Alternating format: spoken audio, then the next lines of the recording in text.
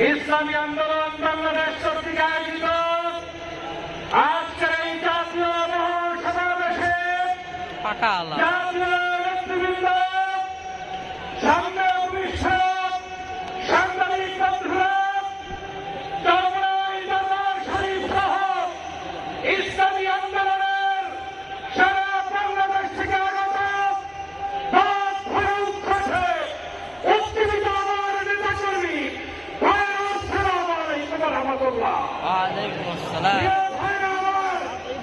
আজকের এই মহাসমাবেশ প্রদান করে বাংলাদেশের চরমনাই পীর সাহেবের হুঙ্কার ছিল, আছে এবং থাকবে। তোমরা যারা সিংহের গর্জন শুনেছ, তোমরা যারা তাদের হুঙ্কার শুনেছ, তোমরা এখন পর্যন্ত চরমনাই পীর সাহেবের হুঙ্কার দেখতে পারো নাই, পারো না। বাংলাদেশের নাস্তিকবাদী দালালদেরকে হুঁশিয়ার উচ্চারণ করে দিয়ে বলতে চাই, এই বাংলাদেশে আর কেউ চরমনাই পীরকে চিনতে না পারলে ৫ই আগস্ট শেখ হাসিনা কিনেছে এবং কেনার কারণে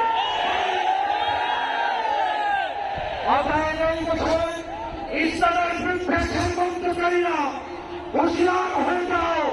ইসলামী আন্দোলন বাংলাদেশ থাকবে, বাংলাদেশের কোন ইসলাম বিরোধী কর্মকাণ্ড চলতে দেওয়া যাবে না, যাবে না। এই বাংলাদেশ ইসলামের বাংলাদেশ, এই বাংলাদেশ কালেমার বাংলাদেশ। এই বাংলাদেশে আগামী দিনে যারাই ক্ষমতায় আসছে, ইসলাম বাদ দিয়ে, মুসলমানের ধর্মনীতি বাদ দিয়ে কেউ আসতে পারবে না, পারবে না। আপনাদেরকে স্পষ্ট বলতে চাই, গত 16 বছর পর্যন্ত আওয়ামী লীগ করেছে, অত্যাচার করেছে, নির্যাতন করেছে। সেই নির্যাতন সহ্য করে যারা মানবপথে রাজপথে আন্দোলন করেছে, তার মধ্যেই চরমনাই ইসলামী আন্দোলন ছিল কি ছিল না? থেকে থাকে সমাবেত জনতাকে উচ্চারণ দিয়ে বলতে হবে, আগামীর বাংলাদেশী ইসলামের বাংলাদেশ চান।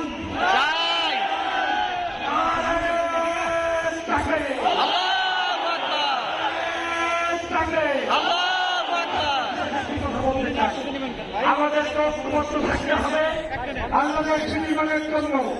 এই চরমনাই যেভাবে উদ্যোগ নিয়েছে, যারা বাবা সে যে মাস্টার হোক, যে মেডিকেল হোক, যে আন্দোলনের হোক, সবাই মিলে কাজে কাজ মিলিয়ে বাংলাদেশের আগামী নির্বাচনে ইসলামের সপক্ষের শক্তিকে ভোট দিয়ে কারা কারা নির্বাচিত করতে চান।